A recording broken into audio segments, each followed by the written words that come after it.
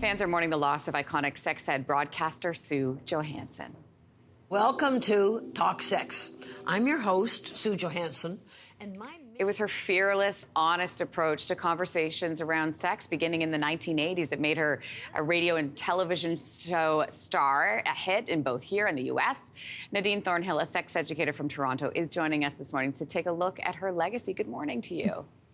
Hi, how are you? I'm very well. What are your first memories of Sue Johanson? So I was introduced to Sue in high school by a friend of mine who had been listening to her radio call-in show and was like, "Oh, Nadine, you have to listen to this. It's so spicy." And so, one night during a sleepover, we had the radio on and we were listening to, all of these callers who were asking, all of these just, really intriguing, explicit questions.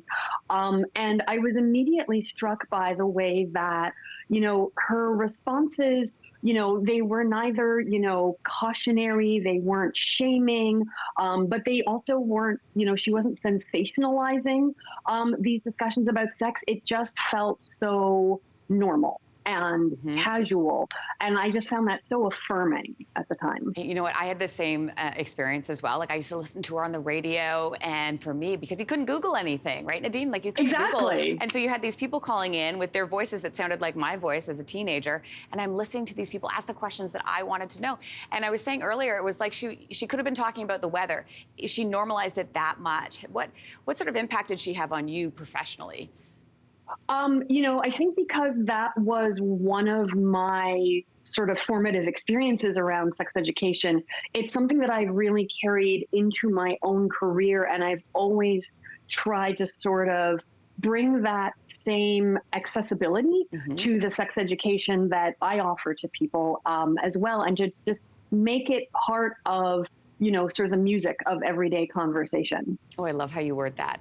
And she had a long career. No, that was really lovely. She had a long career. Johanson started her broadcasting career in the 1980s, and then she became this television sensation. So you knew that she was popular here, but then you saw her popping up all over these really famous shows that were happening in the States, like The View, late night talk shows as well. Oh, look at this footage here. How have conversations, yeah, isn't this great?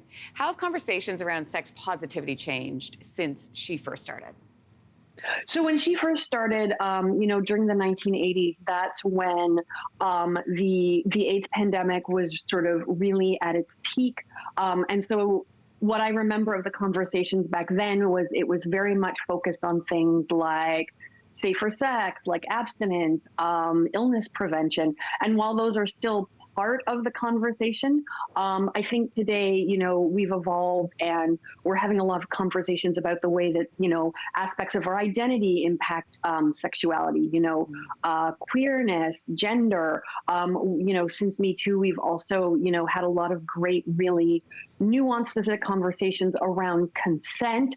And I think we're just talking also more about pleasure and, not only, pleasure during, sexual acts, but just feeling good and safe in our own bodies overall and looking at it very holistically. And that's such a part of her legacy, too. Feeling good, to talk about the pleasure aspect of this, along with talking about feeling safe. And she did talk about that a lot as well. Nadine Thornhill, so good to have you on the show and to get your insight. Thank you. Thank you so much. Yeah, she will be missed. Our hearts go out to her family and friends. Hey, thanks for watching. If you liked this, be sure to subscribe here, or you can check out more Your Morning videos right here.